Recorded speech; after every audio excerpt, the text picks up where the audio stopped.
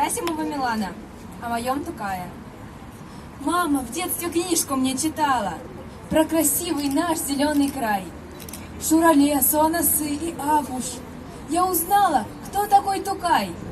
Он родился в маленькой деревне и остался круглым сиротой. Из семьи в семью переезжая, жизнь была ребенка непростой. Он учился в медресе усердно. Здесь же начал он писать стихи. Про народ, про волю, про деревню. Мысли его были велики. Жизнь в борьбе за честь и за свободу. Все отражено в его стихах. Ну а нам, детишкам, все ж милее сказки о чудесных существах. Смелые и мудрые коза с бараном не попались в лапы злым волкам. Шурале, обманутый джигитом, не пристанет больше к малышам. С длинными седыми волосами водяная гребень бережет. Иногда лишь на мостки всплывает и манящую песенку поет.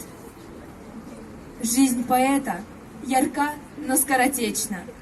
Он ушел в столь юные года, но стихи великого Тукая в моем сердце будут жить всегда.